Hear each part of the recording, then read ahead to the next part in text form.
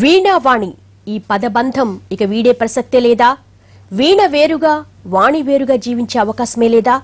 వీణావాణిలను విడగొట్టడం సాధ్యం కాదని తేలిపోయింది. తర్వాత ఏంటి? వాళ్ళలా జీవితాంతం కలిసి బతుకు ఈడవాల్సిందేనా? ఖర్చుతో కూడుకునే వీణావాణి పెంపకం ఆ తల్లిదండ్రులకు సాధ్యమేనా?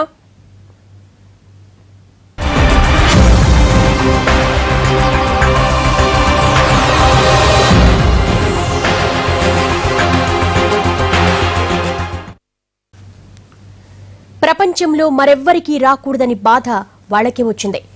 అక్క నిన్ను వదలనని ఆ చెల్లెలు ఏ జన్మలో ఒట్టు పెట్టుకుందో కానీ ఈ జన్మలో ఎంత ప్రయత్నించినా విడవని బంధం వాళ్ళ జీవితాలను పెనవేసింది. వీణావాణిలను ఇక ఎన్నటికీ విడగొట్టడం తమ వల్ల కాదని వైద్యులు చేతులెత్తేయడంతో ఇన్నాళ్ల పాటు పెంచుకుంటూ వచ్చిన ఆశలపై ఒక్కసారిగా నీళ్లు చల్లినట్లయింది.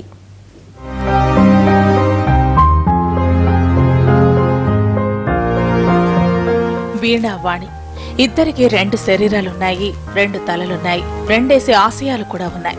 కానీ ఈ ఇద్దరు ఒకటిగా మాత్రమే ఏ పనైనా చెయ్యాలి. తప్పదు. 13 ఏళ్ల క్రితం అలా పుట్టేశారు వాళ్ళు.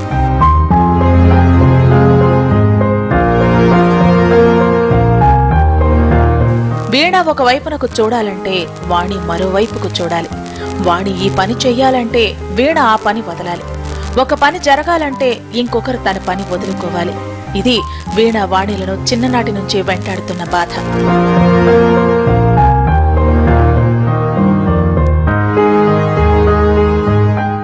బంధం గట్టిదని తెలుసు కానీ ఇంత గట్టిదని ఊహించని పసిప్రాయం ఆ ఇద్దరిది.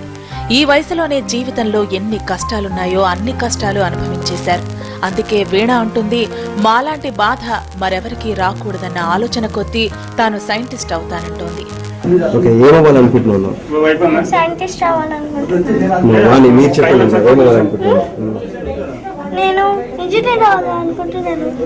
వాణి తాను ఇంజనీరింగ్ చదివి భవిష్యత్తును తీర్చిదిద్దుకుంటానంటోంది. అంతా బాగానే ఉంది కానీ ఆ ఇద్దరి భవిష్యత్ ఎలా తీర్చిదిద్దాలన్నది ఆ తల్లిదండ్రుల ఆవేదన. ఆపరేషన్ చేస్తారు, సక్సెస్ఫుల్ అయిద్దని ఎంతో కొండంత ఆశలు పెట్టుకున్నాము. అవన్నీ మాకు నిరాశలుగా మిగిలిపోయాయి.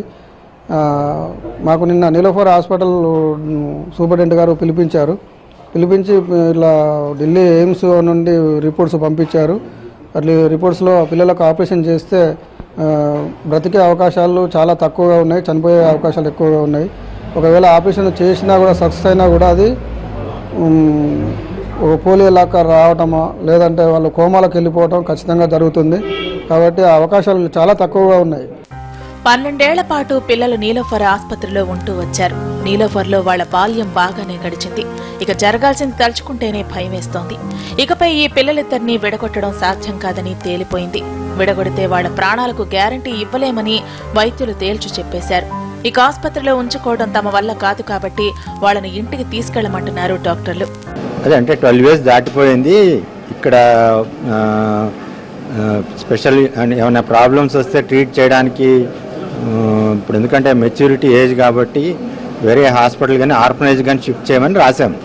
అంతలోనే ఈ టీమ్ని అపాయింట్ చేశారు. టీం వచ్చింది. టీం చూసి వాళ్ళు రిపోర్ట్ పంపించారు. ఆ రిపోర్ట్ని బట్టి నెక్స్ట్ ఏం చేయాలనేది మేము ఆలోచిస్తాం. ఇంత సడన్ గా పొమ్మంటే ఎక్కడికి పోవాలి? ఇన్నాళ్లు విడగొడతామన్నారు.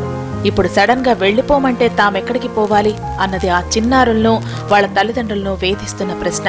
ఇన్ని సంవత్సరాల నుంచి గవర్నమెంటే వాళ్ళకు ఖర్చులు భరాయించింది. ఇక ముందు కూడా అన్ని ఖర్చులు వాళ్ళే భరాయించి మేము పిల్లల్ని చూసుకుంటాం. కానీ అలాంటి ఆర్థిక సహాయం ఏదైనా చేస్తే వాళ్ళని చూసుకుంటూ ఉంటాం. ఇప్పటి వరకు జరిగింది ఏదో జరిగిపోయింది. ఇక నుంచి ఏం చెయ్యాలి? ఆసుపత్రిలో ఏసీ గదిలో అత్యంత సౌకర్యవంతంగా సాగింది ఇన్నాళ్ల పాటు వీణావాణిల జీవితం. ఇక్కడే అనూష టీచర్ వచ్చి ఓనమాలు దిద్దించి తెలుగు ఇంగ్లీష్ భాషా జ్ఞానం అందించింది. అక్కడెవరు నేర్పిస్తారు? తల్లిదండ్రులు చూస్తే రోజు కూలీలు. తమను సాకి సంతరించడం అత్యంత ఖర్చుతో కూడుకున్న విషయం. తమ తల్లిదండ్రులకి ఇది సాధ్యమేనా? తాము మున్ముందు చదవబోయే పాఠ్యపుస్తకాల్లో వచ్చే ప్రశ్న కన్నా మించిన పెద్ద ప్రశ్న.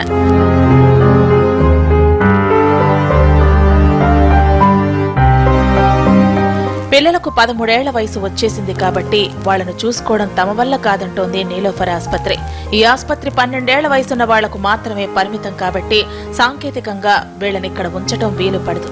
ఇన్నాళ్ల పాటు ఆపరేషన్ జరిగితే ఎవరు బతుకు వాళ్లు బతుకుతామని ఆశిస్తే చివరికి మిగిలింది ఇదేనా అని ప్రశ్నిస్తున్నాయా ముత్తు మోములు.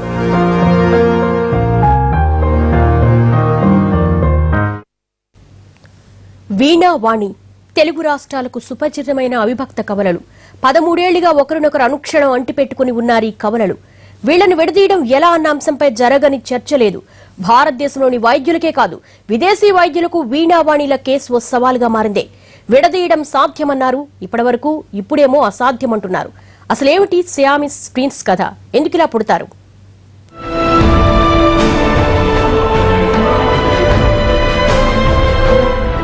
Siamese twins అవిభక్త కవలలు.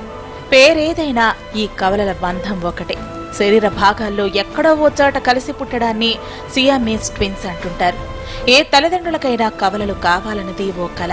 కానీ ఇలా శరీర భాగాలు కలిసి పుట్టిన అవిభక్త కవలలు మాత్రం కాళ్లరాత్రులను మిగుల్చుతుంటారా తల్లిదండ్రులకు.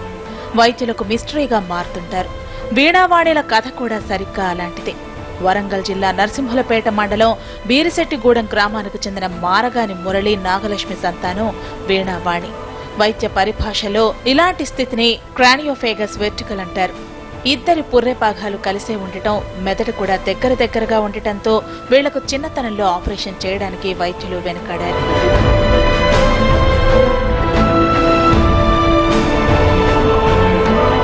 కవలలు ఇలా కలిసి పుట్టడానికి గర్భధారణ సమయంలో తలెత్తే లోపాలే కారణం. స్త్రీలలో విడుదలైన అండం పురుషుడి శుక్రకణంతో కలిసి ఫలదీకరణం చెంది పిండంగా ఏర్పడుతుంది. ఈ పిండం నవమాసాలు తల్లి గర్భంలో ఉండి శిశువుగా రూపాంతరం చెందుతుంది.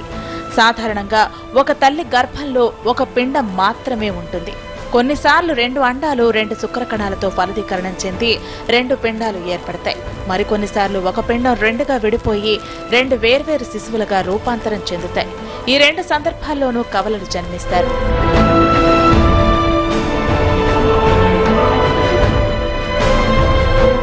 మొదటి సందర్భంలో జన్మించిన కవలలు ఒకే విధంగా ఉండరు. కానీ రెండో సందర్భంలో జన్మించిన కవలలు ఒకే విధంగా ఉంటారు. అయితే రెండో సందర్భంలో పిండం సరిగా విభజన జరగకపోయినా లేదా విభజన జరిగిన తర్వాత తిరిగి పాక్షికంగా అతుక్కున్న అవిభక్త కవలలు పుడతారు.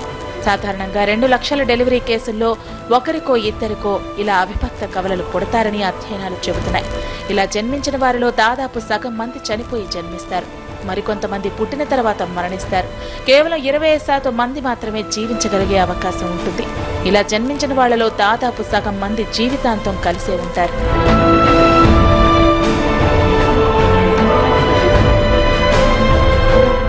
అవిభక్త కవలల్లో వేర్వేరు శరీర భాగాలు కలిసి జన్మిస్తారు. ఇప్పటి వరకు 5 రకాల అవిభక్త కవలల్ని గుర్తించారు వైద్యులు. అందులో మొదటిది థారకో ఓంఫులోఫాగస్.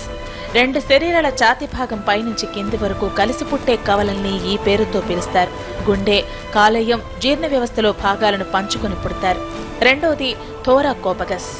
ఛాతీ ఎగువ భాగం నుండి బొట్టు వరకు కలిసి పుడతారు.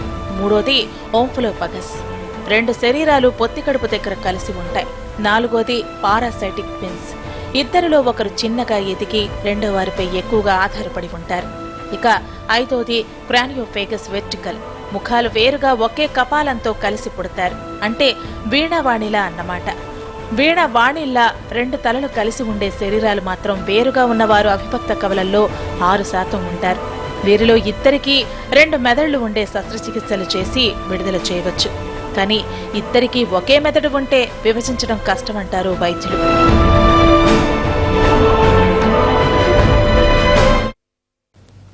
వీణావాణి గత పుష్కర కాలంగా వైద్యలోకానికి సవాలు విసురుతున్న అరుదైన కేసు. ఇప్పటివరకు ఈ పిల్లలిద్దరూ ఆసుపత్రిలోనే తమ జీవితాన్ని గడిపారు. నీలోఫర్ వైద్యులు వీళ్ల ఆలనా పాలన తమ వల్ల కాదంటుంటే తర్వాత ఏమిటన్నది ప్రశ్నార్థకంగా మారింది.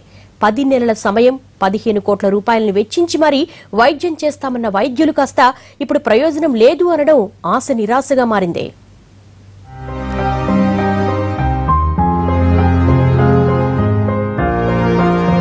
వీణావాణిలకు శస్త్రచికిత్స చేయాలన్న ప్రయత్నాలు ఇప్పటివి కావు. 2003 అక్టోబర్ 16న వీణావాణి అవిభక్త కవలలుగా జన్మించారు. ఈ కవలలకు ఆపరేషన్ చేసేందుకు డాక్టర్ నాయుడమ్మ గుంటూరు తీసుకెళ్లారు. 2006 వరకు పలు పరీక్షలు జరిపారు. కానీ ఆపరేషన్ కుదరక తిరిగి వీళ్లను నీలోఫర్కు చేర్చారు.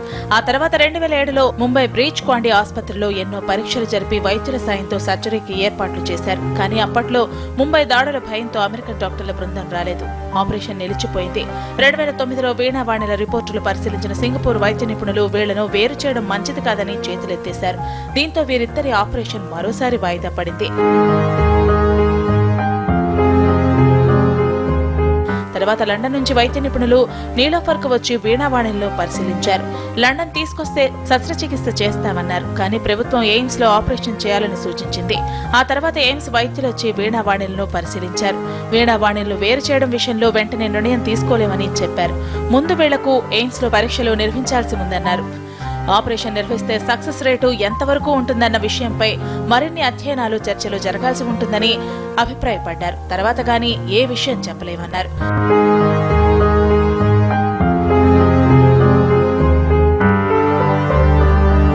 వీణావాణిలకు గతంలోనే ఆపరేషన్ చేయాల్సిందని వీళ్లను మొదట్లో పరీక్ష చేసిన డాక్టర్ నాయుడమ్మ ఎప్పటినుంచో చెబుతూనే ఉన్నారు.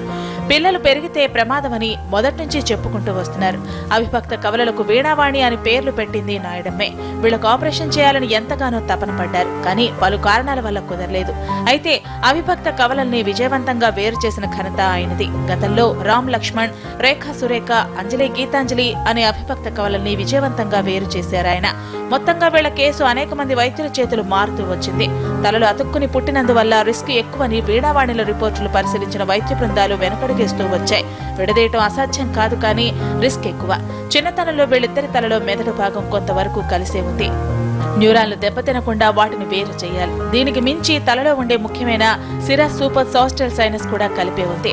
చిన్న వయసున్న వారిలో దీనికి ప్రత్యామ్నాయం ఏర్పాటు చేయడం కొద్దిగా కష్టమైన విషయం. ఇన్నాళ్లు వైద్యులు వెనకడుగేస్తోంది ఇందుకే. ఇలాంటి వారికి ఆపరేషన్ చేస్తే ఎవరో ఒకరే బతికే అవకాశాలుంటాయన్నది న్యూరాలజిస్టుల అభిప్రాయం.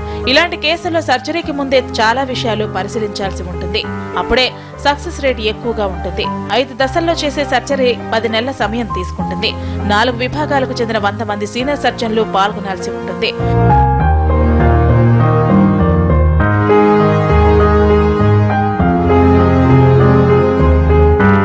ఇన్నేసి ఆలోచనలు, వాటి వెనక దాగిన ఆశలన్నీ ఇప్పుడు ఆవిరైపోయాయి.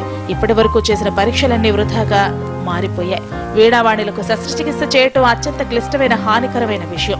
ఢిల్లీలోని ఎయిమ్స్ వైద్య బృందం స్పష్టం చేసినట్టు తేల్చి చెప్పేశారు నీలోఫర్ వైద్యులు. లండన్ డాక్టర్లేదో చేస్తారని ఆశిస్తే ఇప్పుడు అది సాధ్యం కాదని తేలింది. దీంతో ఈ తల్లిదండ్రుల చూపు సీఎం కేసీఆర్ వైపునకు మళ్లింది. సారు ఆదుకోరు అంటూ దీనంగా ఎదురు చూస్తున్నారు వీళ్లు. కనీసం ఉట్టిగా అన్నం పెట్టి సాదుకునే పరిస్థితి కూడా మాకు ఇంటికి లేదు. కాబట్టి అన్నిటికీ ప్రభుత్వం ముందుకొచ్చి మా పిల్లలకు ఇక్కడ కనుక హాస్పిటల్లో ఎట్లా చూసుకుంటుందో, అదేవిధంగా ఎంత ఖర్చు అవుతుందో ఆ ఖర్చును కూడా మొత్తం భరాయించి మేము అన్నిటికీ ఖర్చు ఎంతైనా పర్వాలేదు మేము చూసుకుంటాం, కానీ పిల్లల్ని మీరు సేవ చేసుకోండి అంటే మాత్రం మేము కంపల్సరీ పిల్లల్ని ఇంటికి తీసుకెళ్ళి ఈ పిల్లలు ఆ పిల్లల్ని కూడా అందరినీ చూసుకుంటాము.